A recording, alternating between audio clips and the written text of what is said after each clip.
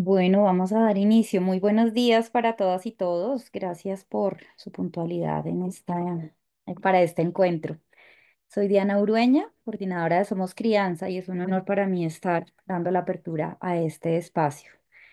La intención del día de hoy es que podamos conversar y escuchar de primera mano de los autores los contenidos de los dos papers publicados por The Lancet en el mes de noviembre del año pasado. Estamos muy emocionados porque desde Somos Crianza hemos estado muy atentos de poder impulsar todo lo que tiene que ver con hacer de la primera infancia una prioridad en América Latina. Y por supuesto, para nosotros es clarísimo que para poder hacer de la primera infancia una prioridad es importante que podamos comenzar por comprender todo lo que la evidencia nos está diciendo sobre las razones profundas de qué es lo que justifica que las niñas y niños en primera infancia merezcan toda nuestra atención, nuestra dedicación y trabajo. Quisiera contarles inicialmente que Somos Crianza es una red constituida ya casi hace año y medio. Está conformada por redes que trabajan desde la sociedad civil por la primera infancia en sus países. Estamos aquí representados por redes de México, Guatemala, Colombia, Ecuador, Perú, Chile y Brasil. Y estamos muy emocionados de poder seguir avanzando en el propósito que nos hemos planteado en términos de articularnos y de formar una coalición de redes, pero también de contribuir en construir mejores políticas para el bienestar de los niños y niñas de cada país de la región. Vamos a tener un webinar que tiene una duración total de hora y media. Vamos a tener entonces la posibilidad de escuchar en dos momentos distintos a algunos de los autores de los dos papers. Vamos a tener en otro momento un panel de conversación en donde tendremos la oportunidad de escuchar a algunos representantes de gobiernos de la región. También tendremos la oportunidad de escuchar a Marta Rubio del BID y a dos integrantes de Somos Crianza. Vamos a tener además un cierre que nos hace también mucha ilusión porque tendremos la voz de Raquel Bernal aquí también en este espacio. Entonces, pues bueno, la tarea hoy es que podamos conectar completamente con los planteamientos que los autores traen para nosotros acá, que nos podamos hacer nuevas preguntas con respecto a la primera infancia. Recibimos con mucha atención estos contenidos porque sabemos que para la región ha sido clave poder pensarse, pero además concretar acciones muy concretas y contundentes para lo que tiene que ver con las intervenciones con los niños y niñas en su primera infancia, en los primeros 1000 días de vida. Pero por supuesto, acá nos llega una nueva señal que nos está poniendo también a pensar en los 1000 siguientes días de vida. Creo que eso no es nada distinto a entender que la primera infancia completa, el curso de la primera infancia completo debe ser relevante para el trabajo que estamos haciendo en la región y en el planeta entero. Voy entonces a dar paso para este webinar en un primer momento a la presentación que nos van a compartir Milagros Nores y Jorge Cuartas. Van a compartir ellos los contenidos de los siguientes del primer paper, que es los siguientes 1000 días, construyendo sobre las intervenciones tempranas para la salud y el desarrollo de los niños pequeños. Milagros es codirectora de investigación del Instituto Nacional de Investigación en Educación Temprana en la Universidad de Rutgers. Bienvenida a Milagros. Y Jorge es profesor asistente del Departamento de Psicología Aplicada de la Universidad de Nueva York y director del Laboratorio de Investigación de Catalyzing Action for Resilient Ecologies Care. Queremos entonces darles la bienvenida a Milagros y a Jorge. Tienen ustedes entonces el público para ustedes y los escuchamos. Muchas gracias y bienvenidos a todos y todas los que ya nos están siguiendo. Antes de que comiencen, olvidé decirles que vamos a tener una sección de preguntas y respuestas en el Zoom, que vamos a estar recolectando preguntas y si nos da el tiempo planeado para este espacio, quisiéramos que pudiéramos transmitir algunas de esas preguntas a los autores en el momento del panel. Entonces estamos atentos de lo que allí se registre. Muchas gracias. Milagros y Jorge, sigan por favor. Hola, un segundo, muchas gracias por tenernos hoy. A ver que los controles se me escondieron. cuando compartí un segundo, a ver si... Ok, perfecto, gracias. Em, bueno, buenos días, a todos. Queremos empezar por agradecer a Somos Crianza por darnos este espacio para compartir eh, el trabajo de la nueva serie de Lancet, así como el diálogo al BID, Global Ties, NEAR y a Lancet mismo que nos apoyan en este esfuerzo por diseminar la serie. Em, También quiero comenzar por reconocer que los cuatro autores que presentamos hoy son, son parte de un grupo mucho mayor, de 27 autores globales. A ver si, ¿qué más está pasando ahorita? Em, de todo el mundo y de este grupo, nosotros somos solo una parte muy pequeña, hubieron 19 autores en el primer trabajo de la serie y 16 en el segundo trabajo de la serie. Hoy vamos a presentarles el resumen de la evidencia, entonces, para todo el paper, así como las recomendaciones y los mensajes claves. Em, pero una primera pregunta para clarificar era por qué decidimos trabajar una serie sobre los siguientes 1000 días. Nuestro objetivo era realmente atraer atención a este periodo de gran Mira, tú significatividad. disculpa, no se ve la pantalla completa. Creo que tienes que cambiar la pestaña Gracias. para que se vea la presentación. Qué raro. Ahí voy a cambiarlo. Gracias por darme el... A ver, ahí sí. Perfecto. Gracias. Sí. Ok, perfecto. Bueno, ¿por qué decidimos trabajar una serie sobre los siguientes 1000 días? Nuestro objetivo era realmente eh, para llamar atención a este periodo de gran significatividad para el desarrollo dentro de una perspectiva del curso de vida, realmente aprovechando las inversiones de los primeros 1000 días. Pero es importante destacar que de ninguna manera estamos diciendo que estos siguientes 1000 días son más importantes que los primeros, sino que es crítico construir sobre las inversiones en los primeros 1000 días, entendiendo que los ambos periodos importan y se complementan en lo que se llama en el desarrollo del niño en un ciclo de vida hasta su ingreso al sistema escolar. Este trabajo enfoca entonces su mirada en la evidencia en el campo de la investigación en primera infancia para este grupo de edad específicamente, que lo definimos un poquito generalmente entre los 2 y los 5 años, con el objetivo de iluminar las oportunidades y también iluminar cuáles son los desafíos a futuro. El primer artículo de la serie se enfoca en describir las experiencias de los niños en este periodo en cuanto a su salud y su desarrollo y describir por qué la transición a este periodo de desarrollo importa y también importa acompañar a los niños en estos años que son igualmente críticos. Nos enfocamos en factores de riesgo y factores protectores que determinan el desarrollo de los niños, así como los insumos e intervenciones de cuidado cariñoso y sensible. Y miramos asimismo hasta qué punto estamos hoy por hoy cubriendo las necesidades de los niños en este grupo de edad y producimos estimaciones mundiales sobre el porcentaje de niños que reciben una atención adecuada en los siguientes 1000 días. El segundo paper de la serie se enfoca en el costo de no invertir en los siguientes 1000 días y este artículo habla sobre el costo de la inacción, es decir, el costo de no invertir y no avanzar en el trabajo y en los programas de primera infancia para este grupo de edad. Lo hacemos mirando los beneficios y los costos de las principales estrategias de apoyo al desarrollo de los niños en los siguientes 1000 días a nivel mundial. Jorge. Muchas gracias, Milagros, y gracias a todas y todos por su compañía el día de hoy. Me gustaría comenzar por contarles que en este primer paper comenzamos por describir la situación actual del desarrollo infantil y la salud en la primera infancia, al igual que los contextos de desarrollo durante los próximos 1000 días. Siguiente, por favor. En general, como mencionaba Milagros, cuando hablamos de los siguientes 1000 días, estamos hablando de las edades de 2 a 5 años aproximadamente, que son un periodo muy significativo del desarrollo, del crecimiento y en particular del desarrollo de habilidades socioemocionales, de autorregulación, de función ejecutiva y de una serie de habilidades que son fundamentales para garantizar el éxito posteriormente en la transición a la educación formal y también a lo largo de la vida, una vez los niños, adolescentes y ya en su momento adultos entran al mercado laboral y pasan a interactuar más en sus comunidades y en la sociedad en general.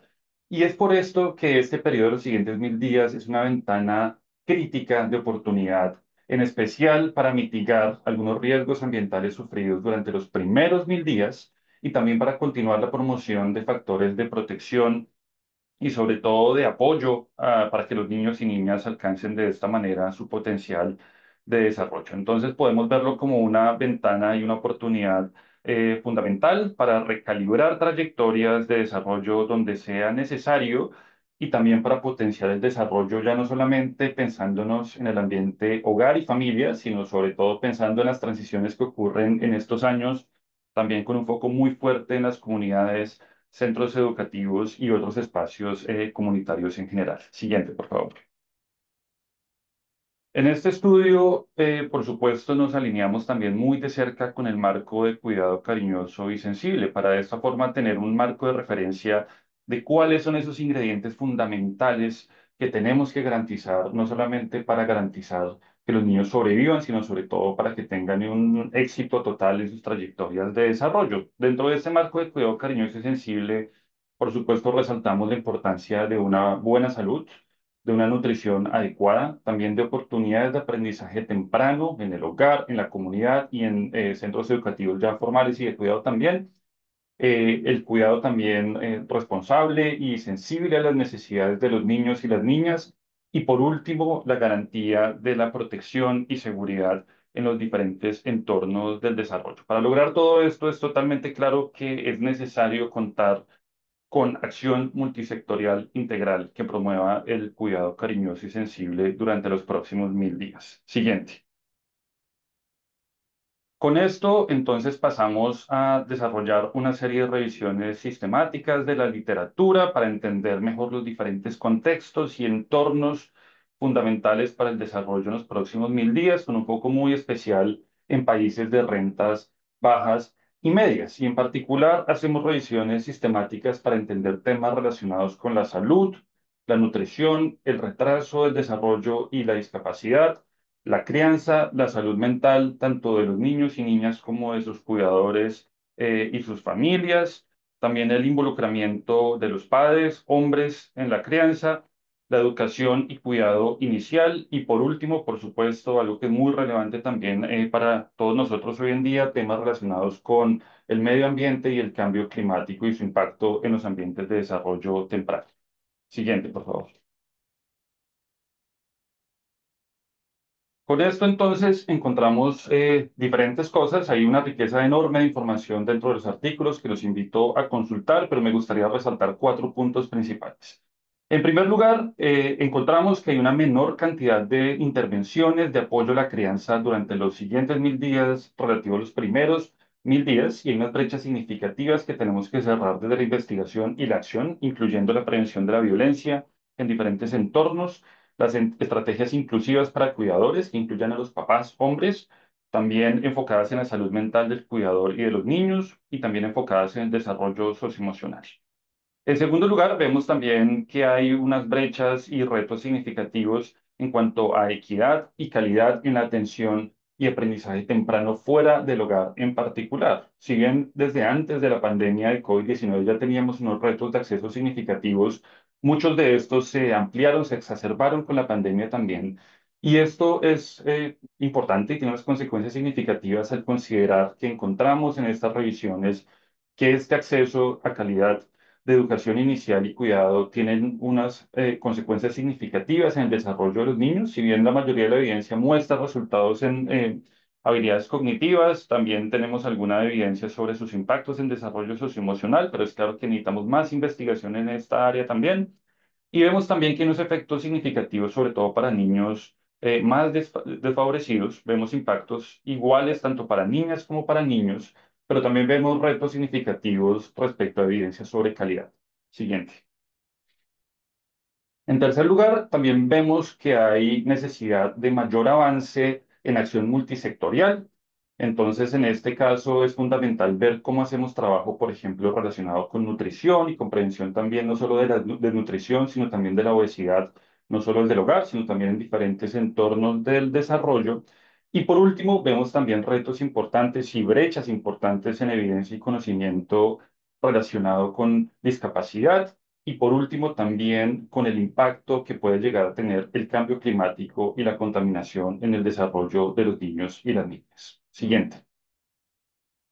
Con esto entonces pasamos después a realizar estas estimaciones para entender el acceso de los niños y las niñas a un cuidado cariñoso y sensible. Y lo que encontramos, que se puede ver en la siguiente diapositiva, es que tan solo uno de cada cuatro niños y niñas en esta etapa crítica de la vida recibe lo que definimos como un cuidado cariñoso y sensible adecuado durante estos años. Como pueden ver, hay unas brechas significativas, en particular en garantizar la protección de los niños y las niñas a la violencia, también en recibir oportunidades de aprendizaje claves dentro del hogar y también en centros de educación formal. Entonces, hay unos retos que definitivamente tenemos que seguir abordando desde el trabajo intersectorial. Y como vamos a ver en la siguiente diapositiva, también encontramos que muchos de estos retos están distribuidos de forma totalmente inequitativa, donde en algunos países vemos unos avances fundamentales en este cuidado, pero tenemos todavía brechas significativas en otros lugares. Y me gustaría concluir antes de pasar la palabra nuevamente a Milagros por aclarar y decir de forma muy enfática que esta carencia en el cuidado cariñoso y sensible no es culpa de papás, mamás y demás cuidadores. Esto es un problema estructural, sistémico, y tenemos que abordar claramente los orígenes estructurales y las inequidades estructurales para de esta forma apoyar a los papás, mamás y cuidadores y de esta forma promover el cuidado cariñoso y sensible. Gracias, Milagros. Gracias, Jorge.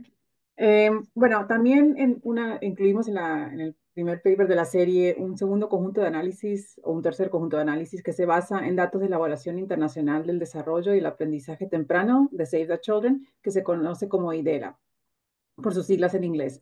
La misma tiene una muestra de más de 18.000 niños entre 3 y 7 años en países de ingresos medios y bajos.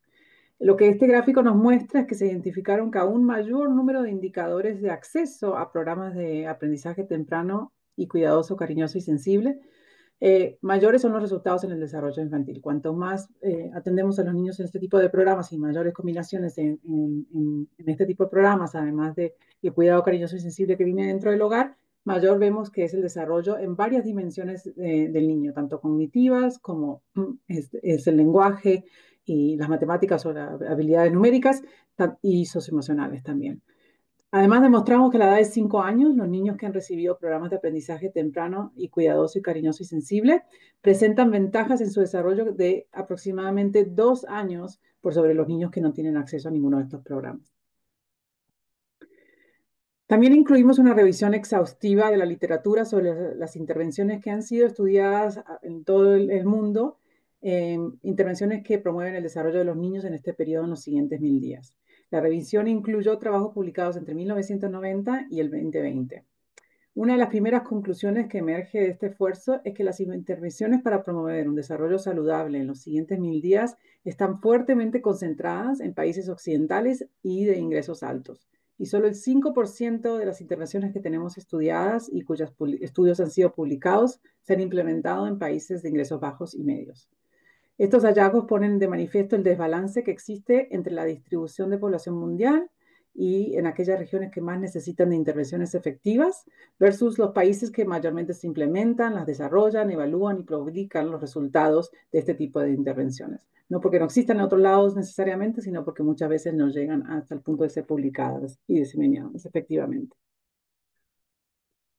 Entonces, a partir de los hallazgos de esta revisión de la literatura, pudimos concluir que existen brechas de intervención en los siguientes 1000 días para abordar cuidado sensible y cariñoso desde las familias y las comunidades, brechas en intervención en salud mental y familiar y brechas en intervenciones de prevención de la violencia y de énfasis en nutrición.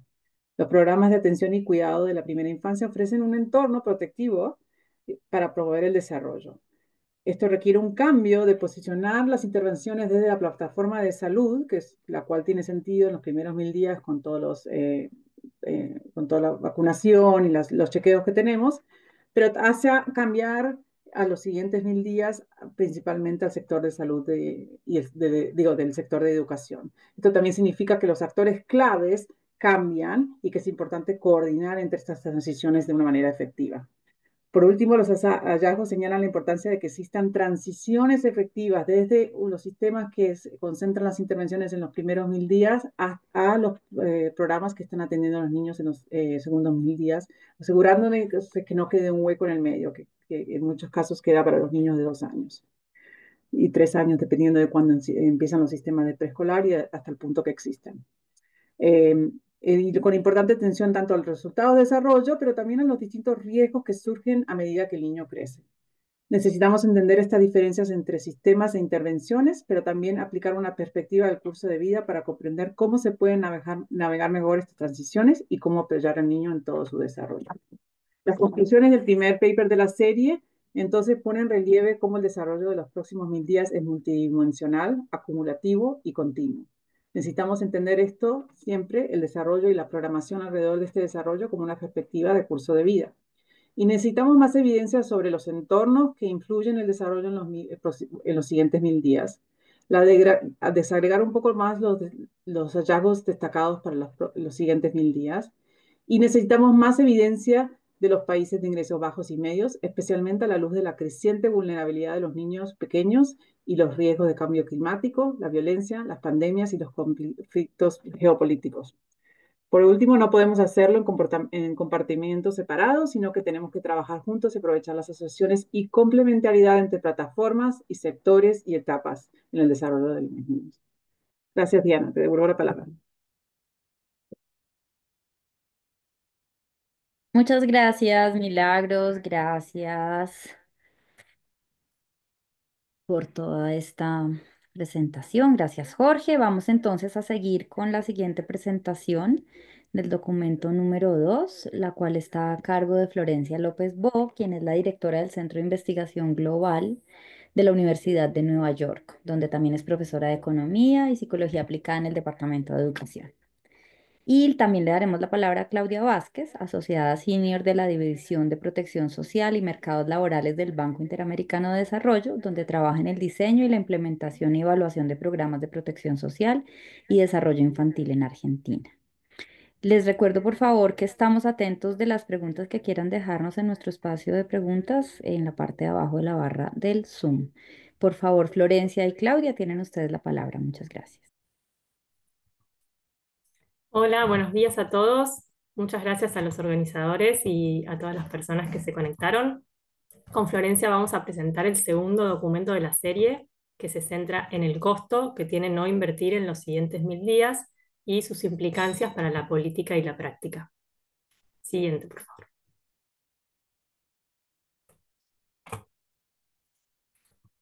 Bueno, en este documento lo que hacemos principalmente es una revisión muy exhaustiva de la literatura que documenta la evidencia de la efectividad de las intervenciones para apoyar el desarrollo de los niños en esta etapa, que, como dijeron los colegas anteriormente, va de los 2 a los 5 años.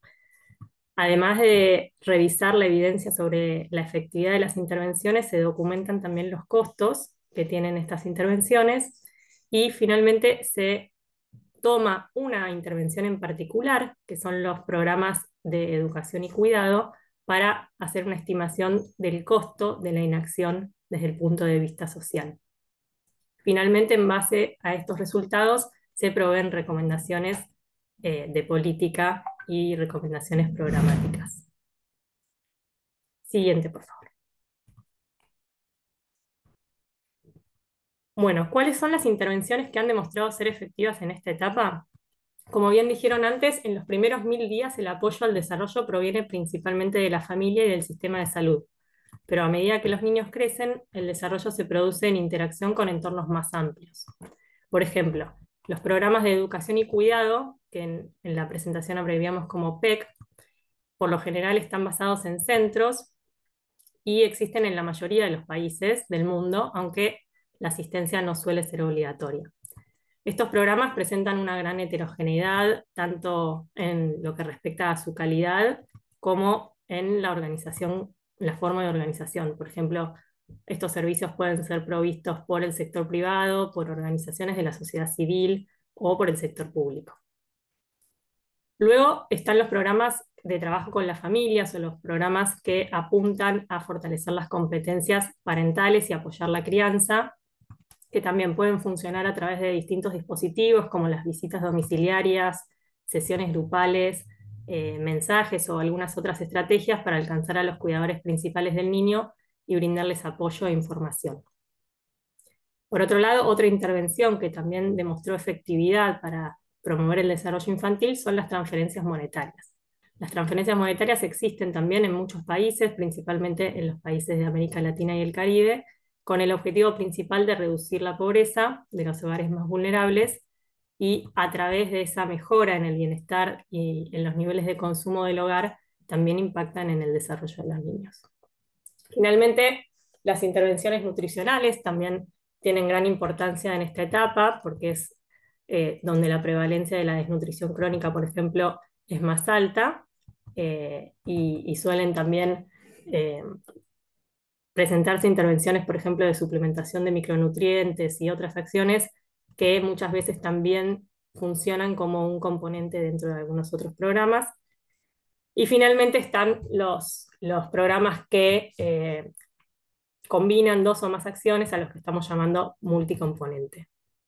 Para todas estas intervenciones que están listadas ahí, se documentaron impactos en el desarrollo infantil, y lo que hace nuestro trabajo es una revisión muy exhaustiva de esta literatura, en donde identificamos más de 100 estudios con más de 900 estimaciones de impacto concretas de estas intervenciones en todo el mundo. Y a partir de eso, de esa revisión, lo que hacemos es analizar los principales patrones que muestran la evidencia respecto de la efectividad de los programas. Siguiente, por favor.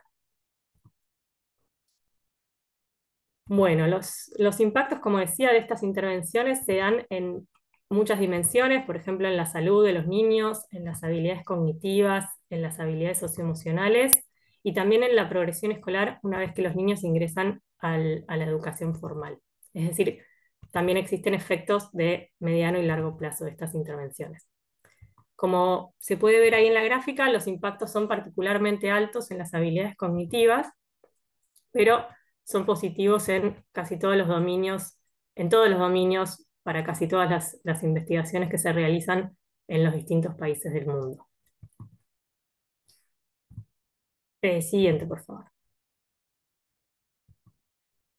Cuando desagregamos entonces la evidencia por tipo de intervención, vemos que los impactos de los programas de transferencias y los programas multicomponentes son más moderados, sugiriendo que tal vez para estos últimos existen algunos problemas de coordinación. Pero lo que se ve también es que los impactos de los programas de educación y cuidado, que en la figura están como SCE, y los programas de trabajo con las familias tienen impactos considerables. Por ejemplo, en el caso específico de los programas de educación y cuidado, el impacto promedio en las habilidades es de 0,34 desvíos estándar. Y ese es el coeficiente, digamos, ese es el parámetro que vamos a tomar luego para nuestro ejercicio del costo de inacción. Siguiente. Bueno, desde el punto de vista del diseño de las políticas, además de la información sobre los impactos, es importante contar con información sobre los costos de las intervenciones. En el documento se realiza también una revisión muy exhaustiva de la información sobre costos, que resulta mucho más escasa en la literatura que la información sobre impactos. Y además de ser escasa la información sobre los costos, también presenta mucha variabilidad, porque justamente los programas tienen gran heterogeneidad entre los países y muchas veces esa información sobre los costos que se reportan no es directamente comparable.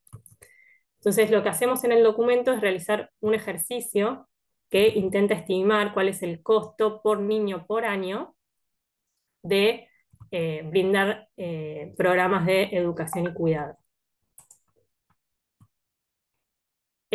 Como resultado de este ejercicio, que básicamente toma un conjunto de supuestos sobre cómo se implementan esos programas, sobre la duración de los programas, la proporción de niños por cuidador y otros supuestos y precios de mercado, presenta una estimación del costo promedio por país, que es comparable, y nos da que brindar un año de ese servicio tiene un costo por niño de $337. Siguiente, por favor. Con la información entonces del impacto y de los costos, lo que hacemos es calcular cuál es el costo de la inacción. Nosotros llamamos costo de inacción al beneficio social en términos de productividad a lo largo de la vida que un país se pierde por no invertir en los niños, o por no invertir específicamente en esta intervención que estamos considerando, que en este caso sería que los programas de educación y cuidado tengan una cobertura universal, o sea, cubran a todos los niños de 3 a 5 años, en línea con la meta 4.2 de los ODS. Entonces, para monetizar esos beneficios que nosotros presentamos en términos de impactos en las habilidades cognitivas, lo que hacemos es combinar esa información sobre los impactos de corto plazo de los programas con evidencia que relaciona cómo esas habilidades se vinculan a su vez con mayor productividad en la vida adulta. Y eso nos permite monetizar ese beneficio en términos de un mayor salario cuando los niños ingresan en el mercado laboral. Entonces, a través de ese ejercicio, que es muy conservador en términos de los resultados, porque no se incluyen otros beneficios que pueden tener estos programas, por ejemplo, sobre la participación laboral femenina y sobre otros resultados también en los padres y en las madres, con con esos supuestos que, como digo, son bastante conservadores, obtenemos un promedio del costo de la inacción para este escenario de 3% del PBI. Siguiente, por favor. Ese costo promedio, de todas maneras, tiene una variabilidad muy importante en términos del nivel de ingreso del país, siendo que los países de menores ingresos tienden a tener un costo de la inacción más alto, que se explica principalmente por las menores tasas de participación que actualmente existen para estos programas. Es decir, que llevar estos programas a una cobertura universal implica expandir el servicio a una cantidad mucho mayor de niños. Y de esto les va a contar Florencia en la próxima filmina. Flor. Muy buenos días, un placer de vuelta a hacer equipo con los coautores hispanoparlantes para presentar este webinar. Bueno, Claudia nos presentó los impactos de corto y largo plazo, los costos, el costo de la inacción de un año adicional de preescolar y de alguna manera esta es la justificación económica de por qué invertir en los próximos 1000 días. Dado que ya se contaban con cálculos de costo-efectividad, la importancia de este concepto, este constructo del costo de la inacción, lo que tiene es que genera cierta urgencia. Si le digo a un ministro de Economía cuánto le va a costar en el futuro en términos de su Producto Bruto Interno si no invierte hoy, esto ayuda con la narrativa de defender la inversión en este periodo para lograr alcanzar los objetivos de desarrollo sostenible, que es parte de lo que esta serie trata. Pero lo que yo quiero mencionarles son mensajes de la serie más relacionados con el cómo invertir en estos programas y que se desarrollan en la última parte de este artículo, del segundo artículo, en la sección de conclusiones y recomendaciones de política y práctica. Y lo primero, el primer tema es lo que vemos en pantalla, este mapa, y es la gran desigualdad en la cobertura global de los programas de educación y cuidado, estos PEC, para los niños de 3 a 5 años. La cobertura es muy heterogénea, como ven, entre países y entre regiones. En rojo vemos países con menos del 20% de cobertura, notablemente África y Asia del Sur, mientras que en celeste los países de ingreso alto tienen una cobertura en este grupo etario que es del 80% o más. Así es que el primer gran desafío de políticas públicas y en la práctica tiene que ver con ampliar la participación para cerrar esta enorme brecha que vemos de hasta casi 60 puntos porcentuales entre países de diferentes niveles de ingreso. Les doy una cifra reciente de América Latina y el Caribe: casi 7 de 10 niños entre 3 y 5 asistió a un PEC, mientras que en promedio en los países ricos esto es 9 niños de cada 10. Próxima, por favor. El segundo desafío es el de la calidad de los servicios. Y la foto de esta lámina justamente nos muestra una buena calidad de las interacciones adulto-niño, la llamada calidad de los procesos, que es lo que realmente importa para mejorar el desarrollo infantil y el aprendizaje. Ahí vemos en la foto una sonrisa, una mirada cálida y atenta, un uso adecuado de los materiales. Pero la serie muestra que lamentablemente la calidad es baja en los países de ingreso medio y bajo y para mejorarla necesitamos, y también está la evidencia en este segundo artículo, un recurso humano motivado, no tanta rotación de este recurso humano, buenas remuneraciones, capacitaciones y acompañamientos regulares. Para darles un ejemplo, en un documento reciente del BID, justamente se calcula que el número de niños por cuidador o maestro, que es un indicador de calidad estructural, que es la que facilita la calidad de los procesos, esta calidad de las interacciones, en América Latina, este indicador es hasta 5 veces mayor que en los Estados Unidos. Y es importante invertir en la calidad, porque solo con programas de calidad se mejora el desarrollo y los aprendizajes, como mostraron evaluaciones recientes en Perú y en Nicaragua con diseños experimentales. Y las buenas noticias es que por suerte sabemos más de cómo mejorar la calidad, por ejemplo, involucrando personal de la comunidad, asegurando la fidelidad de las intervenciones de diferentes maneras. Por último, la serie muestra también que estos servicios, además de tener impacto per se, pueden además servir de plataforma para promocionar conductas saludables de salud, monitorear el desarrollo de los niños y, en definitiva, reconocen estos PEC la complementariedad entre los sectores salud, nutrición, cuidado y educación. Próxima. En conclusión, los mensajes claves de la serie son que, ya lo decían Milagro, Jorge, Claudia, los próximos 1000 días son un periodo clave, pero así todo, las desigualdades en el acceso y la calidad persisten y muchas veces aumentan con la edad. Un cuidado cariñoso y sensible en este periodo requiere de esfuerzos muy coordinados y una arquitectura institucional muy sólida entre los sectores de salud, nutrición, cuidado y educación. Y estos esfuerzos claramente tienen que construirse, y este es otro gran mensaje de la serie, a partir de los programas de salud, nutrición y trabajo con los padres, crianza, en los primeros 1000 días.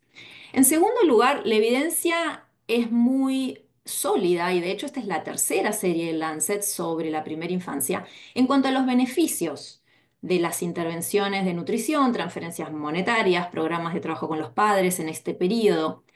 Y si bien el sector salud sirvió de punto de entrada para las intervenciones de los primeros 1000 días, este segundo artículo muestra que es indispensable trabajar en la mejora del acceso y de la calidad de los PEC, no solo dado el alto costo de la inacción que mostraba Claudia para la sociedad, sino también porque es el lugar más oportuno de entrega de servicios para este periodo del desarrollo de los próximos 1000 días.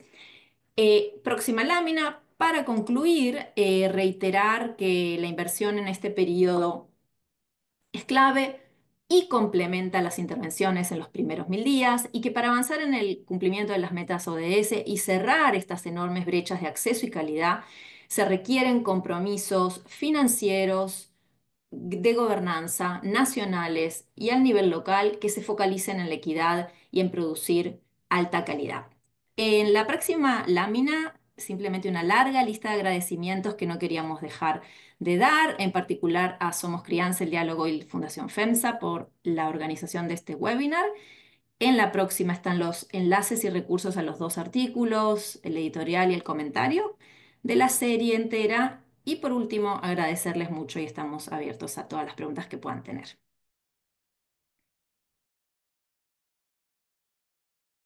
Muchas gracias, Florencia, y gracias, Claudia.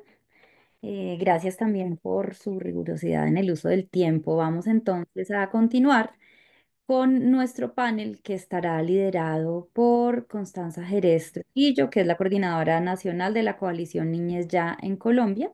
Es socia y fundadora de Jerez y Sandoval, comunicadora social y periodista de la Universidad de La Sabana de Colombia. Entonces tienes la palabra, Connie, para que continuemos. Seguimos atentos de si hay más preguntas en la sección de preguntas y respuestas. Muchas gracias. Bueno, buenos días, muchas gracias a ti. No, maravilloso todo y además con ese cumplimiento del tiempo, esperamos que nuestros panelistas nos ayuden a continuar así. Voy a saludar primero a nuestros cuatro panelistas y después vamos diciendo cada una de las preguntas que tenemos para ellos. Primero voy a saludar a la doctora Karin Larisa Herrera Aguilar, que es la vicepresidenta de la República de Guatemala. Ya no está con nosotros, pero ahora veremos un video de ella. Está el doctor Henry Aguilera Rodríguez, que es director general de Niñas, Niños y Adolescentes del Ministerio de la Mujer y Poblaciones Vulnerables del Perú. Marta Rubio Codina, que es economista líder, especialista en desarrollo infantil en la División de Protección Social y Salud del Banco Interamericano de Desarrollo. Y también contamos con Juan Pablo Guzmán, que es gerente de Política Pública y Articulación, Fundación REDNI de Ecuador, miembro de Somos Crianza. Entonces vamos primero a ver el video que tenemos de la vicepresidenta y después ya continuamos. Gracias. Estoy agradecida con la invitación para abordar este tema relevante y prioritario para el país. Es trascendental su atención. El lanzamiento de esta nueva fase de la serie Lancet y su impacto significativo es un aporte para comprender de mejor manera la atención a la primera infancia y su desarrollo durante los primeros 100 días, lo cual felicito. Como científica, destaco la importancia de respaldar nuestras acciones con datos. A través de investigaciones y estudios podemos tomar mejores decisiones para focalizar los esfuerzos de manera significativa y con un mayor impacto para el desarrollo de las personas. La problemática en Guatemala es multidimensional, lo que representa un reto y un rezago y deuda histórica con la población guatemalteca y principalmente con la niñez. Ustedes lo han dicho, la inacción tiene un costo y en este caso estamos hablando de números, pero también y más importante de personas e incluso vidas, lo cual es grave. Nuestro gobierno tiene la voluntad política y social de trabajar en atender a los niños, a las niñas, y hemos declarado públicamente a la primera infancia como una prioridad de nación. Desde mi gestión estamos dando seguimiento principalmente a la atención de la primera infancia en hospitales y escuelas. Hemos viajado a diferentes departamentos a verificar el acceso al agua potable en las escuelas y en los hogares para reducir las enfermedades que empeoran la situación nutricional de los niños. También estamos verificando las áreas de maternidad, de pediatría y los bancos de leche materna, los cuales son muy pocos en el país. Actualmente solo hay 13 y necesitamos que al menos haya uno en cada departamento, sobre todo en aquellos donde hay más desnutrición. Estamos convencidos que es mejor prevenir que atender efectos, por ello estamos realizando estas acciones que son necesarias para que los cambios sucedan y que la atención integral sea una realidad en todo el país. Los primeros 1000 días son determinantes, así como el proceso de gestación de las madres. La atención y los controles que necesitan las madres marcan la diferencia en la vida de cada niño. Desde este momento debemos garantizar las condiciones adecuadas para un embarazo seguro. Ahora, con la política pública de desarrollo integral de primera infancia, estamos en un momento clave para construir una ruta de atención que asegure que la madre y su hijo o hija tengan cubiertas todas las necesidades. Es aquí donde protegemos la vida y con ayuda y experiencias de otros países queremos alcanzar el bienestar efectivo para la madre y para los niños.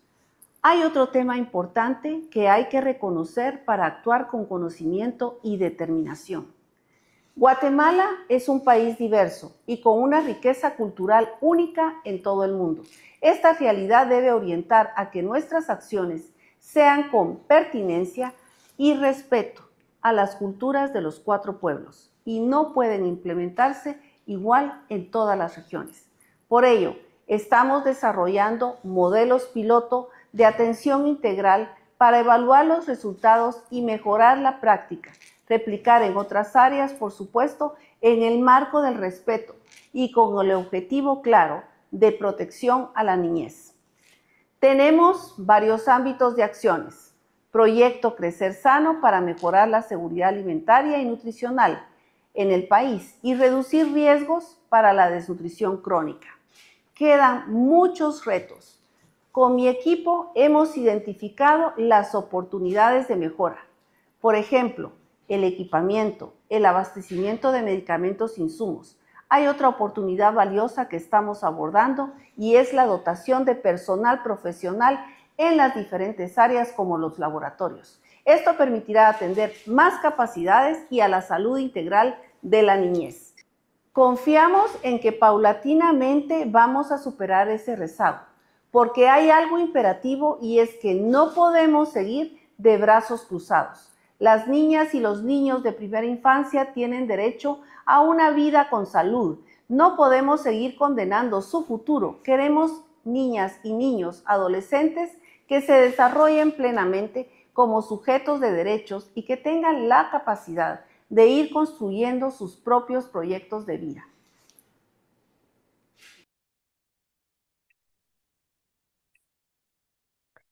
Bueno, pues muchas gracias a la vicepresidenta por este envío y como ella dice, del video, como ella dice, no podemos quedarnos con los brazos cruzados. Quería contarles que tenemos 454 personas que además están saludando de diferentes partes de América Latina. Mil gracias a todas ellas por conectarse con nosotros. Doctor Henry Aguilera, vuelvo a recordar, es el director general de Niñas, Niños y Adolescentes del Ministerio de la Mujer y Poblaciones Vulnerables del Perú. Bienvenido, doctor, no lo veo. Si pudiera prender su cámara, por favor. Bueno, ya veo que ya va a conectarse. Eh, gracias, doctor. Pues bueno, como hemos visto en este webinar con los investigadores que nos contaron, pues la evidencia rotunda de que lo que tenemos que hacer en los primeros 1000 días y en los siguientes 1000 días es indispensable, pues. Pero también tenemos clarísimo que en América Latina y en estos países que ellos analizaron de renta baja y media, pues tenemos unos gobiernos con dificultades económicas, políticas, sociales y de otra índole que tal vez no nos permiten hacer lo que hacen otros países. En ese sentido, con esas dificultades que tienen los gobiernos, doctor, para garantizar educación inicial, alimentación adecuada, entornos seguros y otros factores que ellos mencionaron hace un momento para niños y niñas entre los 2 y 5 años, en el caso particular de su gobierno, en este dilema, ¿qué resultados han tenido y qué acciones han realizado para tener esos resultados? Sí, muchas gracias. Muy buenos días con todos y todas. Traigo el saludo del Ministerio de la Mujer y Poblaciones Vulnerables, de la ministra Fanny Montellanos. Solo de manera rápida, el Ministerio de la Mujer y Poblaciones Vulnerables ejerce la rectoría en el Estado peruano en materia de niñez y adolescencia. Así que desde esta rectoría y de esta labor saludamos este estudio, esta importante labor que ha realizado y esta invitación que nos ha realizado Somos Crianza para poder conocer en base a evidencia científica, evidencia, estudios académicos, estos resultados, ¿no? ¿Qué hacer después de los 1000 primeros días que nos permiten, además de fortalecer las políticas que tenemos en materia de niñez y adolescencia, poder planificar mejor las acciones que el Estado tiene? Sé que el tiempo no es mucho, pero sí quisiera centrarme en que efectivamente países de Latinoamérica y el nuestro no es ajeno a ellos, con una diversidad cultural a nivel también de territorios, la Amazonía, la sierra y la costa, requieren de una intervención bastante compleja. En el marco de los compromisos que el Estado peruano ha asumido, sobre todo en la Convención de los Derechos del Niño, sí debemos partir por señalar que hay un largo recorrido de implementación de políticas públicas vinculados efectivamente a reconocer el derecho y ejercicios de derechos de niñas, niños y adolescentes. El desarrollo infantil temprano y la primera infancia no es ajeno a ellos. Nosotros contamos desde el Estado peruano con una política marco, que es la Política Nacional Multisectorial para las Niñas, Niños y Adolescentes al 2030, que de manera concreta lo que esta política establece en este marco de acciones es a que vivamos en un país donde las niñas, niños y adolescentes ejercen sus derechos, logrando su bienestar físico, mental y social, siendo uno de sus objetivos prioritarios mejorar las condiciones de vida saludable de las niñas, niños y adolescentes. Esta política es el instrumento que rige 5 ejes básicos, que es la salud, la educación, la protección de niñas, niños y adolescentes, la participación que también tienen las niñas, niños y adolescentes en los asuntos que les competen, y finalmente la gobernanza institucional, que es decir, cómo se ejerce ella. Adicionalmente, existen otros ministerios, todos de manera multisectorial están vinculados a estas acciones, de manera clara el Ministerio de Salud, el Ministerio de Educación, que tienen intervenciones concretas. Y desde el año 2021, también en el que se aprobó esta Política Nacional Multisectorial, desde el Ministerio de Desarrollo e Inclusión Social se aprueba un programa presupuestal orientado a resultados para el desarrollo infantil temprano. Este programa presupuestal, PEPOR, como le llamamos, PEPOR-DIT, para el desarrollo infantil temprano, define 4 componentes para alcanzar el desarrollo integral de niñas, niños y adolescentes. Y el primero es el desarrollo socioemocional motor de la comunicación y del pensamiento. El segundo es el estado de salud y nutrición de la madre, niña y niño, la protección de niñas y niños y entorno. Las categorías sobre las cuales este programa se basa y se orienta es salud y nutrición del adolescente, gestante, niña, niño, condiciones para el hogar, cuidado y aprendizaje infantil, sistemas de protección y el acompañamiento familiar propiamente. Adicionalmente, hay intervenciones claves como las que realiza el mismo Ministerio de Salud y el Ministerio de Educación, pero sí nos parece importante poder señalar los programas de alimentación escolar como son Guasimicuna, que busca garantizar el servicio alimentario durante los días de labores escolares a los usuarios del programa. Y también existe un programa en el MIDIS, Ministerio de Desarrollo e Inclusión Social, que es el programa Cuna Más, que tiene como objetivo mejorar el desarrollo infantil de niñas y niños menores de 36 meses de edad, básicamente en lugares que están caracterizados por una situación de pobreza y pobreza extrema. Ahí la intervención es sumamente focalizada y permite tener esta intervención directa. En el marco de la política nacional multisectorial, aun cuando existen debilidades presupuestales, sabemos que la coyuntura política social muchas veces es compleja, sobre todo en nuestro país, pero ello no ha quitado de que hay un serio y claro compromiso en relación a lo que implica la inversión en la infancia. El Ministerio de la Mujer y Poblaciones Vulnerables acaba de formalizar la creación de un grupo de trabajo multisectorial que analiza el gasto público en materia de niñez y adolescencia. Y sí tenemos un claro incremento. En el año 2024, el presupuesto destinado a la infancia ha sido de 57.015 millones de soles, muy por encima de los 52.895 que significaron el año 2023 y 50.680 que significaron el 2022. Para el 2024, el presupuesto que se ha ejecutado ha sido básicamente en la función educación, seguido de la función salud y seguido de la protección social. Adicionalmente, otros elementos han sido transporte y saneamiento. Hay esa voluntad, hay esos avances significativos que nosotros resaltamos a nivel presupuestal. Este grupo de trabajo nos permite hacer este seguimiento en el cual participa el Ministerio de Economía y Finanzas y en el marco de la política nacional multisectorial que rige el accionar del Estado peruano, y como lo habíamos comentado, tenemos también algunos avances claves como son que el 86.7% de gestantes en el último nacimiento de los últimos 5 años recibieron 6 o más controles, el 20.2% de menores de 36 meses de edad cuentan con controles de crecimiento y desarrollo, y el 48% de niñas y niños entre 9 y 19 meses de edad, 9 y 12 meses de edad tienen una adecuada interacción madre-hijo en el marco de lo que señalé este programa Cuna Más, que está a cargo del Ministerio de Desarrollo e Inclusión Social. Tenemos retos duros, la realidad geográfica de nuestro país nos permite plantear que aún nos falta llegar a muchas zonas. La política nacional nos marca este camino, el programa presupuestal orientado a resultados también. Sabemos pues que aún existen brechas, pero estamos abocados a ello, ¿no? Tenemos claro compromiso. Hace poco hemos sustentado ante el Comité de los Derechos del Niño los avances en materia de infancia. Se han elaborado unas recomendaciones que también nos van a definir una pauta. Pero es fundamental, y este estudio creo que nos permite redefinir también muchas acciones de cómo volver a mirar la mirada en el trabajo con la primera infancia, ¿no? En que esta evidencia científica nos permita fortalecer nuestras políticas públicas y sobre todo nuestros programas sociales de intervención. Muchas gracias, disculpen si me excedí. No, estuvo perfecto. Muchas gracias por todo esto que nos cuenta y pues interesantísimo este grupo de trabajo que está analizando todo el tema presupuestal. Bueno, entonces ahora quisiera invitar a Marta Rubio Codina, que les recuerdo, ella es economista líder, especialista en desarrollo en la División de Protección Social y Salud del Banco Interamericano de Desarrollo. Bienvenida, Marta, buenos días. Hola, buenos días. Bueno, Marta, estamos viendo, pues estamos hablando un poco sobre el tema de las restricciones que tenemos en este lugar del mundo. Y pues que sabemos que eso es un tope pues para ciertas cosas y no solamente para los gobiernos, sino la situación financiera tiene que ver también con padres, madres, cuidadores, con la sociedad civil incluso ahora, con todo esto que está pasando. Y en ese sentido, ¿cómo tomar decisiones que nos permitan priorizar esas acciones para los siguientes 1000 días? Por un lado, incluso para recalibrar, como estaba diciendo ahorita Jorge, esas acciones que de pronto no se hicieron bien y que tenemos ahí un vacío en los primeros 1000 días, pero también para mantener esos y aprovechar todo eso que se hizo en los 1000 días. ¿Cómo priorizar? ¿Qué tener en cuenta? Gracias.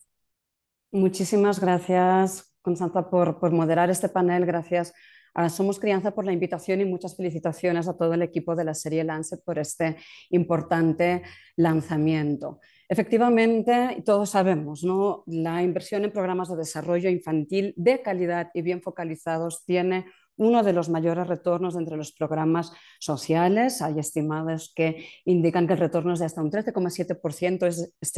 Es un número altísimo. Además, la serie nos presenta, nos contaban Claudia y Florencia, que no invertir también tiene un costo altísimo. El promedio es de un 1,6% del PIB anual en América Latina y el Caribe. Realmente no podemos permitirnos esto. Y este costo de no invertir realmente es menor al costo de sí invertir en programas de calidad y bien focalizados, que se estima en torno al 1% en países de ingreso medio y bajo. Entonces, pero es cierto lo que comentas, ¿no? Y el espacio fiscal de muchos gobiernos está cada vez más comprometido, hay demandas crecientes, más sectores compitiendo por recursos, menos recursos disponibles de lo que se estaba esperando. La situación no parece sino agravarse. Entonces, es muy pertinente tu pregunta en torno a, bueno, ¿qué hacemos en este contexto de restricciones fiscales crecientes? Y en ese sentido, quisiera mandar 3 mensajes que han ido apareciendo en varios momentos en la sesión de hoy. El primero es, me parece fundamental coordinar esfuerzos de manera eficiente y efectiva entre sectores, salud, educación, protección social, protección especial, pero también entre agencias para maximizar el uso de los excusos escasos, ¿no? Aprovechar sinergias, evitar duplicidades, evitar pisarnos los pies los unos a los otros, también aprovechar las nuevas tecnologías y las ventajas que nos ofrecen para construir sistemas, fortalecer la interoperabilidad entre sistemas y entre sectores. Creo que una coordinación inter y intrasectorial bien eficiente, tanto a nivel horizontal, ¿no?, como a nivel vertical, en territorio, a nivel ministerial y vertical, ¿no?, que fluya de arriba para abajo, de abajo para arriba, es más necesaria que nunca. El segundo punto es la inversión, elegir bien dónde invertir, y en ese sentido es importante invertir en programas que sean de calidad y que estén bien focalizados, porque son 2 premisas básicas, la focalización y la calidad de los servicios para poder generar estos retornos de los que nos habla la literatura. Y en ese sentido, bueno, necesitamos servicios, programas que tengan la infraestructura y el equipamiento adecuados, tanto en el espacio físico, pero también en torno a los contenidos pedagógicos, programas curriculares. La articulación entre los 1000 primeros días y los 1000 siguientes días es clave y básica para no perder la inversión inicial y más bien potenciarla. Se requiere también de un sólido recurso humano, de buenas estrategias de gestión, pero sobre todo, y Florencia hablaba de esto, promover servicios que sean capaces de promover interacciones de calidad cuidador-niño, ¿no? Es fundamental ofrecer al niño un entorno estimulante, promotor de aprendizaje, de desarrollo, pero que también lo apoye emocional y conductualmente para lograr su potencial a futuro. Y el tercer punto es que creo que es muy importante que en este contexto un poco de vacas flacas, ¿no?, en el que hay tanta competencia por recursos, nos mantengamos relevantes como disciplina. Y para ello tenemos que ser capaces también de poder responder a las necesidades globales que en este contexto altamente cambiante. Y aplaudo en esta línea los vacíos que identifica la serie, de los que nos hablaba Jorge. Desde el banco también estamos priorizando líneas de acción en este sentido. Por un lado, diseñar servicios y ayudar a los servicios en ser cada vez más resilientes frente a emergencias causadas por los impactos de cambio climático, pero no solo, hay emergencias por desastres naturales, por conflictos sociales.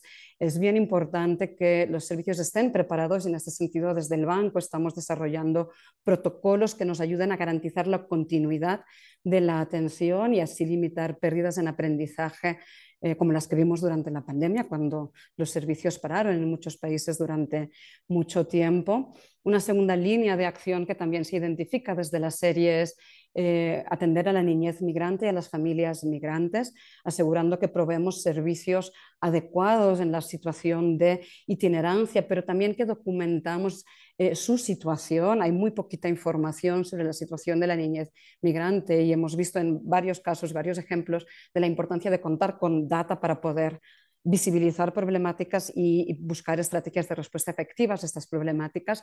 Y el tercer punto, el de la salud mental de niños y cuidadores. De nuevo, cuantificar el problema, y aquí nos faltan instrumentos de medida, sobre todo para los niños más chiquitos, y diseñar intervenciones basadas en el juego que ayuden a promover el desarrollo socioemocional y la salud mental, no solo del niño, pero también del cuidador, enfocándonos en el apego, es clave.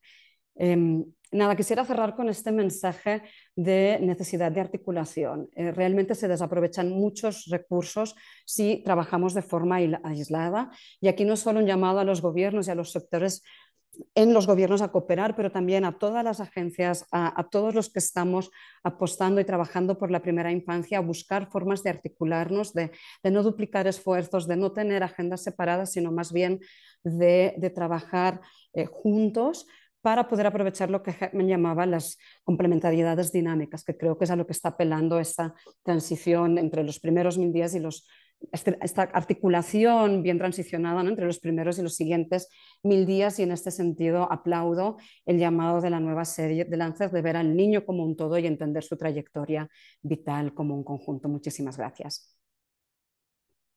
Gracias a ti, Marta. Y precisamente Somos Crianza es eso, ¿no? Es una articulación que estamos tratando de hacer entre varios países para poner a la primera infancia en la agenda de todos nosotros, porque todos somos responsables de la primera infancia. Así que creo que ese mensaje está perfecto, Juan Pablo, para darte a ti la bienvenida. Gracias, Marta.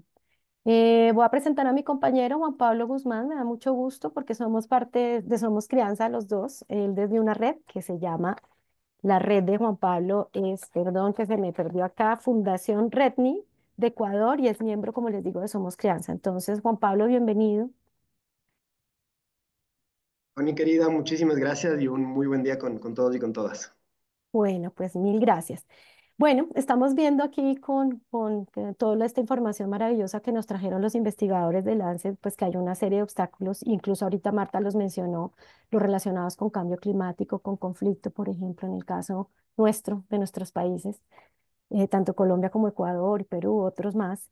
Y en ese sentido, pues todo eso afecta a los niños y niñas de los 2 a 5 años para que puedan lograr todo su desarrollo. Hay unas poblaciones más vulnerables que Marta incluso también las menciona ahora, desplazadas, víctimas de conflicto, migrantes y demás. En ese sentido, Juan Pablo, ¿qué acciones puedes tú desde sociedad civil mostrar que sean como ejemplo para atender todo esto que estamos mencionando y que sea también de articulación y demás, para hacer frente a tantos obstáculos que tenemos para lograr que se tenga esto que mencionaban los investigadores? Gracias, Connie, y una vez más un saludo a todos y a todas, y felicitando también a The Lancet por la promoción de esta nueva serie, y bueno, particularmente a todos quienes han permitido hacer este espacio. Yo creo que desde la sociedad civil hay un conjunto de acciones que se pueden ir desarrollando sobre la base de esta promoción o esta discusión que nos está generando la nueva serie, en el cual hay actividades como acompañar desde la sociedad civil los centros de cuidado infantil, para que estos puedan ser asequibles, para que sean culturalmente relevantes. También se pueden desarrollar, por ejemplo, programas o metodologías de crianza positiva dirigidos especialmente a padres, también en el marco del cuidado cariñoso y sensible. Fomentar también la integración de los distintos enfoques sobre los cuales se está trabajando a nivel de política. Por otro lado, creo que también hay como hacer este acompañamiento de cara a todo el proceso psicológico que pueden llegar a tener también cuidadores o las personas que están vinculadas en general a la crianza de los niños y las niñas. Y por otro lado, también, por ejemplo, iniciativas de monitoreo, de desarrollo o la incorporación de los grupos que, como tú bien decías, están más expuestos o en situaciones más vulnerables, como pueden ser los niños y niñas en movilidad. Sin embargo, quisiese aprovechar la oportunidad para destacar puntualmente, tal vez, un ejercicio puntual que desde la acción, desde la sociedad civil, que es las redes Somos Crianza, ¿no? Entonces, creo que es muy interesante y muy relevante analizar cómo podemos, como bien indicaba Marta y como tú también lo decías, Connie, generar estas articulaciones, en este caso, priorizando tal vez dos principios máximos, ¿no? El primero, que tiene que ver con la incidencia política y reconocer la variable política que está detrás de todo esto y el rol que tiene la sociedad civil en poder desenvolver y jugar un rol de articulador en el contexto político. Pero un segundo principio también de pensar de que juntos somos más fuertes. Y creo que ahí hay un valor fundamental sobre el cual tenemos que trabajar. Entonces, creo que en este sentido una acción puntual de la sociedad civil es, como mencionaba, tejer esta red, de esta coalición latinoamericana de redes por la primera infancia, que buscamos sobre este principio de que juntos, juntas somos más fuertes, poder hacer una incidencia concertada y a través de ello mejorar las condiciones de política.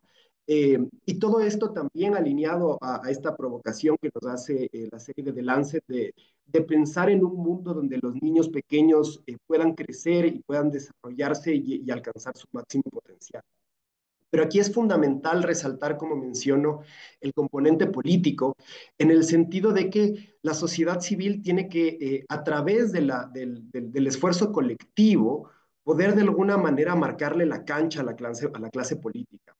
Y aquí tenemos que ser muy capaces y resaltar también, por ejemplo, los esfuerzos que se han venido haciendo en países como México, en Colombia o en Ecuador, a través de, como bien nos indicaba Claudia, también generar estos compromisos a nivel político, sean a nivel de gobernanza, a nivel financiero, inclusive también a nivel programático, estableciendo también cuáles son las metas sobre la base de evidencia. Entonces, creo que la sociedad civil tiene que tener esta capacidad de proponerle a la clase política aquellos debates que se tienen que tener y manteniendo la prioridad sobre lo que la evidencia nos está indicando que es lo que nos permite alcanzar estas sociedades más justas, más equitativas, más desarrolladas.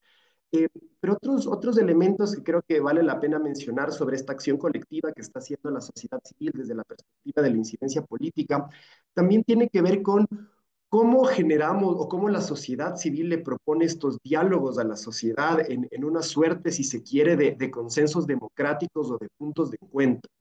Y creo que esto es fundamental en los momentos o en la coyuntura que está viviendo la sociedad a día de hoy, en el cual estamos en entornos extremadamente polarizados.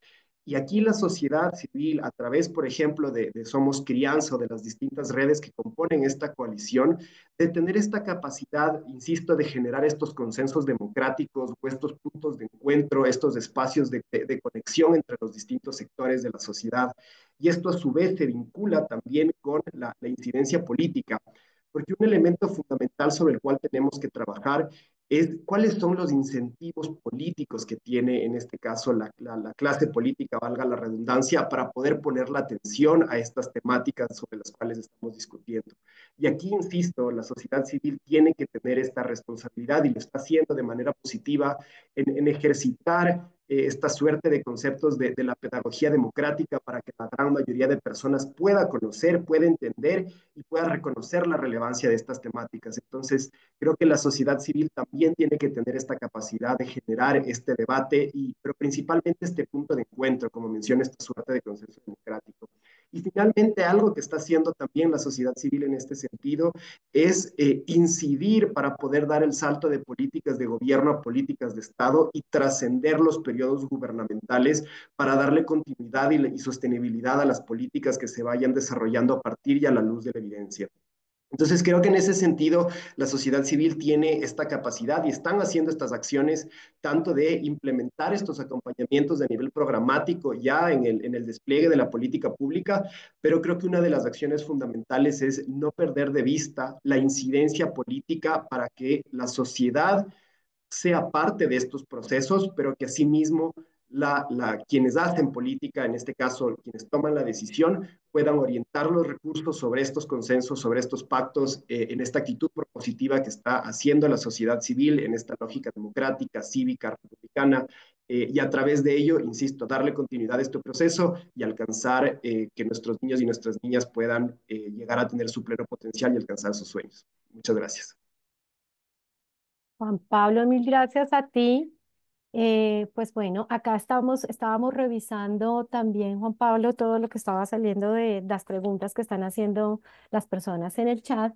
Y entonces vamos a invitar nuevamente a Jorge para que nos acompañe a responder, porque estábamos viendo que hay un interés sobre lo relacionado con entender y anticipar el efecto del cambio climático, pues obviamente en el impacto que tiene la niñez. Entonces, Jorge, si nos puedes ayudar a resolver, que tenemos un par de minuticos adicionales y podemos responder algunas de estas preguntas. Gracias.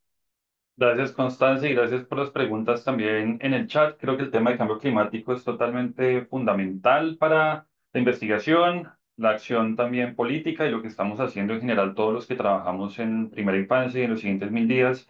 Y creo que un primer paso es el reconocer claramente y nombrarlo, que el cambio climático definitivamente impacta no solo la salud física, sino tenemos cada vez más evidencia de cómo impacta el desarrollo en la primera infancia y sobre todo yo resaltaría impacta también los contextos de desarrollo que garantizan el desarrollo durante la primera infancia. Tenemos cada vez más evidencia de cómo el cambio climático y no solamente los desastres naturales, sino incluso mayores temperaturas, por ejemplo, y todos estos riesgos un poco más crónicos y más invisibles de cierta forma para nosotros, pueden impactar también la salud mental y los comportamientos de papás, mamás, cuidadores y lo que está ocurriendo en las comunidades y en los colegios. Entonces, creo que en primer lugar, el documentar, el de entender y el poder nombrar estos riesgos es fundamental para nuestra región y para el mundo en general. Y en un segundo paso, también el revisar los planes de gestión integral del riesgo, los planes que tenemos actualmente para incluir de forma mucho más enfática y clara las respuestas que tenemos que dar a estos riesgos climáticos para garantizar de esa forma la resiliencia en las familias y en los niños y así garantizar un pleno desarrollo infantil. Creo que lo último que diría es que también es fundamental que todas estas intervenciones que hemos discutido hoy nos las pensemos también en el contexto del cambio climático y entender también con investigación y con el trabajo que hacemos cuáles son esos componentes que tenemos que revisar para poder garantizar la continuidad de las intervenciones y su efectividad en el contexto del cambio climático. Gracias.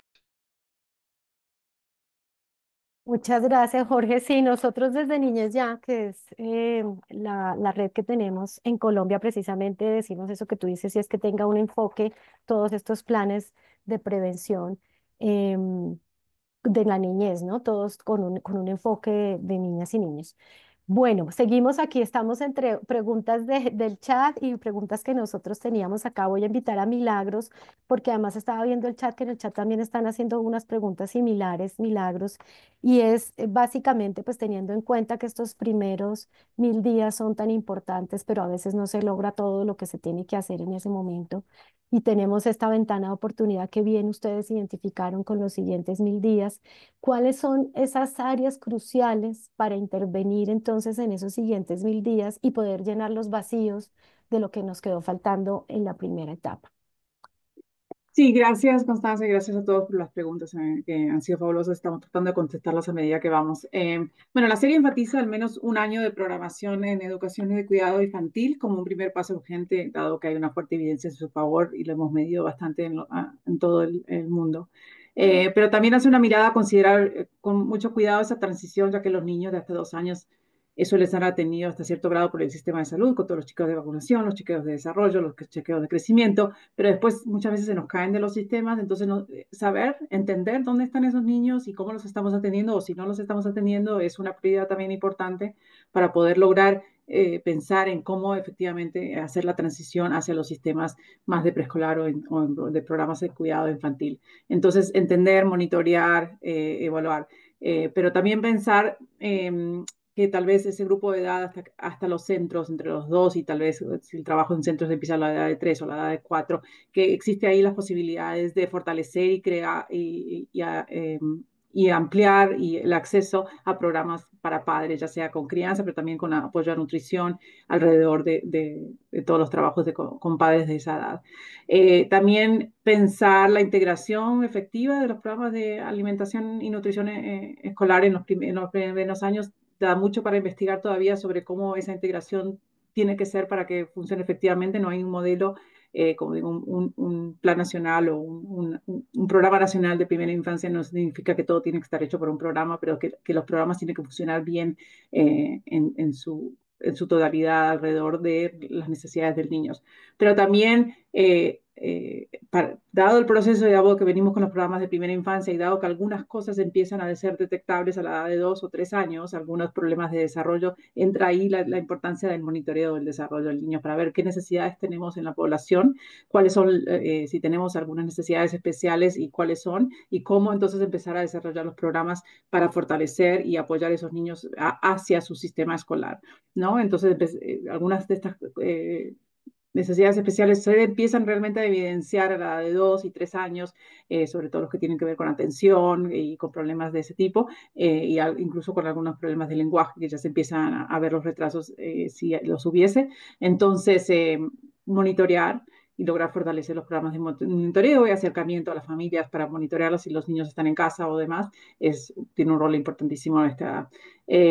Y también realmente, creo que está en todo el mensaje, pero y lo dijimos aquí varias veces, es que todos estos esfuerzos requieren que sean con calidad, ¿no? Entonces, pensar cómo monitorear y fortalecer calidad dentro de lo que tenemos y dentro de lo que estamos creciendo y lo que estamos armando. Y hubo varias preguntas sobre cómo decidir si una tasa, cuántas visitas, cuántas cosas, podemos hacer mensajes digitales. Y creo que es importante darle el rol a lo que la evaluación y la investigación permite en pilotear distintos programas, cuáles son efectivos en este contexto, cuál es culturalmente relevante, cuál tiene mayor aceptación y qué forma de mecanismos de traer los mensajes y coordinar con las familias y trabajar con los programas son más efectivos. Y es por eso que hago una invitación, creo que la serie lo hace, a realmente apoyarnos mucho más en tratar de evidenciar cómo estamos trabajando con las familias, medir, y además medimos por dos razones, no solo para ver si estamos teniendo el impacto que queremos, sino para mejorar y poder lograr tener el impacto que queremos. Entonces, crecer, es como pensar que necesitamos información para entender cómo mejorar y cómo hacer todo lo que estamos haciendo bien.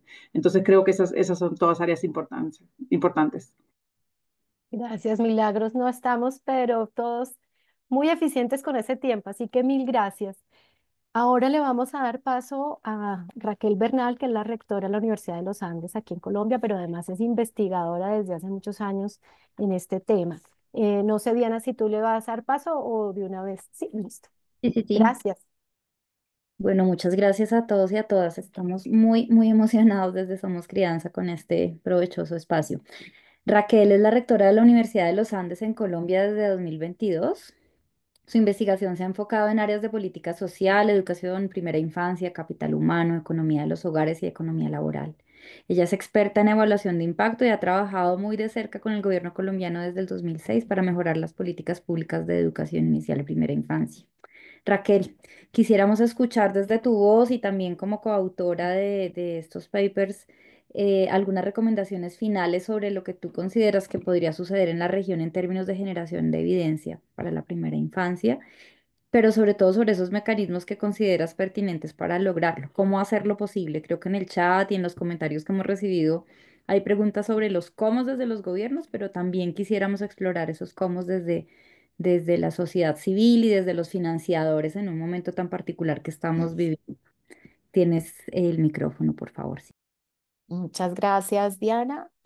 Buenos días a todos y todas los que nos acompañan en este webinar. Gracias por la invitación. Solo nos quedan 9 minutos, así que voy a tratar de ser breve en contarles lo que yo tenía en mente.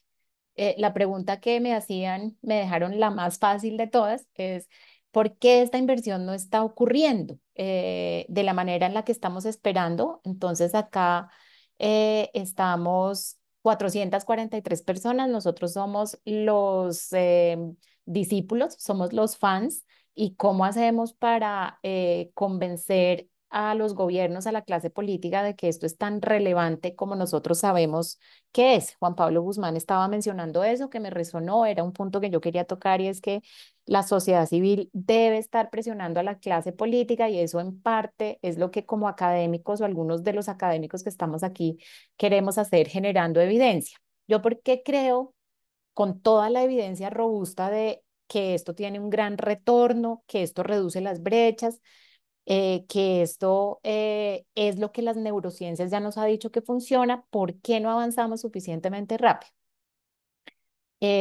Lo primero es que los niños y las niñas no son audiencias priorizadas dentro de los procesos democráticos típicamente. ¿Por qué? Porque no votan. La tarea de nosotros los evangelizadores creo que es también convocar a los padres. Creo que los padres de familia, las asociaciones de padres, esto podría ser un mecanismo muy importante de presión de la sociedad civil. Yo creo que los papás tampoco entienden muy bien qué es lo que exigen, qué es lo que define la calidad de lo que están haciendo sus niños. Y en Latinoamérica, todos lo sabemos seguramente en este webinar, es la región más desigual del mundo. Entonces, si en algún lado del mundo estas políticas de primera infancia son importantes, es aquí, porque evitaríamos que emergieran esas brechas tan grandes que aparecen ya a los 3 años de edad de un niñito, a los 5 años esa brecha es como de año y medio de rezago en lenguaje, que a mí me sigue pareciendo increíble que esto suceda.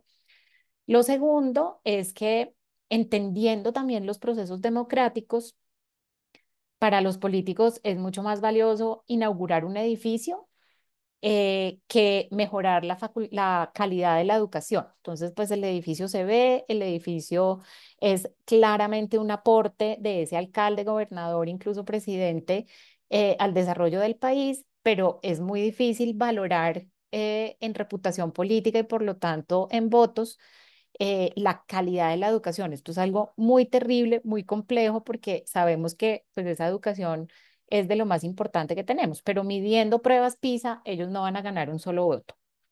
Lo tercero es que nosotros en la literatura hemos enfatizado bastante que la educación inicial es estructuralmente distinta quizás a la educación que ocurre después en básica, en media, en superior, etcétera.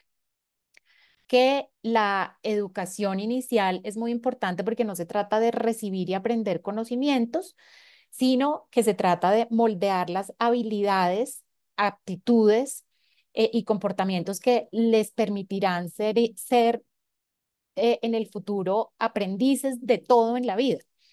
La creatividad, la curiosidad, estimular la sensibilidad, desarrollar el lenguaje, explorar, jugar, negociar, interactuar. En este caso, los profesores, los maestros, maestras deben ser quizás más una guía del proceso de aprendizaje del niño. Y sigue siendo más fácil, y lo veo en Colombia todo el tiempo, sigue siendo más fácil sentar al chiquito en su escritorio, ponerle una hoja y que coloree según las instrucciones de la profesora, porque el proceso, digamos, es un tanto más complejo. Y creo que eso ha sido difícil de tratar de incorporar en los discursos de sistemas educativos que avanzaron sin la educación inicial. Tienen una forma de hacer y ha sido un poco difícil el discurso. Yo tengo una anécdota que me gusta mucho y es un director ejecutivo de una fundación de primera infancia que se fue a donde el presidente Lula, no en este gobierno, pero en su previo, y los escuchó a los académicos, a la fundación, y al final de la conversación, el presidente Lula les dice, mire, tengo un punto porcentual del PIB brasilero para invertir en esto. ¿Qué tengo que hacer? Y ese grupo, allá quemarropa, no supo bien qué decir. Le dijeron, sí, presidente, le quedamos debiendo el plan, porque creo que de alguna manera no estábamos en algún momento preparados para decir, esto es el paquete, esto es lo que debemos hacer, etcétera, y ahí perdimos algo de tracción. Yo quizás soy autocrítica de los grupos que hemos trabajado en educación inicial, también hemos transmitido que esto es algo estructuralmente distinto, que la calidad de los procesos es muy importante, todo eso es verdad, pero hemos llenado la educación inicial de miles de responsabilidades. Entonces, aparte del desarrollo temprano, la salud, la protección social, el medio ambiente, también le hemos colgado la ciudadanía, la prosocialidad, en algunos lugares el bilingüismo, los currículos neutros al género, y creo que eso lo hemos venido complejizando de una manera que quizás dentro del sector educativo más tradicional abruma. El trabajo integral, por ejemplo. Esto es un comentario que recibimos el grupo de autores de alguien que en este sector lo conocemos muy bien, y es que quizás esa educación inicial integral le exigimos mucho, porque es que uno tiene que ser bueno en educación inicial, en salud, en protección social, en cuidado, y la cooperación interinstitucional e intrainstitucional es muy difícil. Entonces yo concuerdo con Marta que es muy importante, pero es muy difícil. Cada ministerio quiere lucirse, quiere mostrar sus metas. eh, Asociarse con otro ministerio puede implicar unas demoras, unas pérdidas de relevancia, etcétera. Entonces, creo que algunas de las estructuras han sido bastante complicadas. Ahora, la buena noticia es que, en mi opinión, yo creo que esto lo podemos hacer quizás no en un paquete integral espectacular de unas condiciones que quizás tienen estándares muy elegantes. Yo, de la experiencia que tenemos en Latinoamérica, creo que esto es posible hacerlo con talento local siempre y cuando uno garantice los siguientes aspectos. Entonces, yo creo que lo primero es tener un currículo bien estructurado. Yo, francamente, les confieso que no estoy segura que eso sea posible en todos los países. En Colombia no lo es. En Colombia hay libertad de cátedra, libertad de currículo. Creo que tener un currículo bien estructurado ayuda mucho a profesores, profesoras y agentes comunitarios que ofrecen este tipo de programas, si uno les dice exactamente cómo funcionar. Y creo que esos maestros y maestras aprecian esa estructura, contrario a lo que en muchos gobiernos se cree. Lo segundo es que si uno tiene esa estructura, la formación dirigida a maestros con base en ese currículo es muy útil y la supervisión de los maestros con los parámetros que dicta el currículo es la forma en que uno puede ir mejorando de manera continua. Si uno no tiene estructura, es muy difícil hacer seguimiento, es muy difícil hacer supervisión, en adición a que pues ya sabemos que es difícil hacer supervisión en muchos de los sistemas educativos de Latinoamérica. Y creo que hay que hacer mucho acompañamiento y desarrollo profesional de los maestros, de las maestras, para poder acompañar este proceso. No, la experiencia mía ha sido que en comunidades rurales y semirurales, los agentes educativos comunitarios, algunos de los cuales no han terminado el bachillerato o la educación media, según el país en donde estemos, si uno los capacita muy bien y no tienen que ser capacitaciones ni siquiera de un año entero, sino una capacitación que se basa muy bien en un currículo desarrollado basado en la evidencia, se puede hacer esa formación y avanzar con unas mejoras que no son menores en los resultados de aprendizaje de esos niños. Entonces, yo sí creo mucho en apalancar en el talento humano local, aun si es de baja calificación. Creo que las comunidades deben participar en estos procesos y comprometerse realmente con sus sistemas educativos. En ese sentido, pues es que quería adherir a lo que decía Juan Pablo anteriormente. Creo que las comunidades debemos formarlas para que puedan exigir financiamiento, exigir continuidad, exigir calidad. Y esto ya lo dijeron, entonces brevemente, programas que aprovechen las sinergias, Marta, tú lo mencionaste, las sinergias con sectores, las sinergias dentro de componentes de los programas, etcétera. Los datos, la tecnología, creo que podría ser bastante interesante lo que podríamos hacer con tecnología, aún siendo esto la primera infancia. Yo creo que el Estado sigue siendo muy importante. Nosotros como comunidad, que creo que en Latinoamérica se armó una gran comunidad por la primera infancia, eso es muy potente, eso nos ha permitido movernos en Latinoamérica. Yo estoy un poquito pesimista, yo siento que el crecimiento que teníamos en la región y la potencia que le dimos a la primera infancia está comenzando a languidecer a favor de la educación superior y yo ahora estoy en educación superior, me tocaría defenderla, pero si fuera mi plata la invertiría toda en educación inicial. Em, y eso me está preocupando. Entonces creo que los procesos democráticos que estamos viviendo no son favorables a la primera infancia, la fragilidad de la democracia es algo que me preocupa mucho.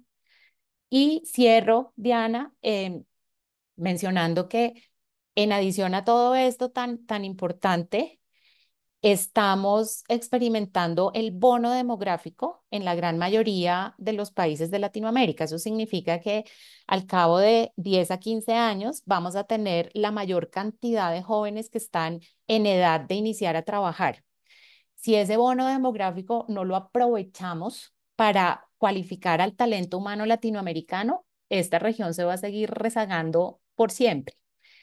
Y si no aprovechamos a empezar desde los más chiquitos, que además pronto van a dejar de nacer porque ya se nos aproxima la transición demográfica. Entonces, en este momento es un momento en que Latinoamérica debe invertir en su talento humano desde la primera infancia, o si no, veremos gravemente comprometido el desarrollo de estos países al cabo de una década y media.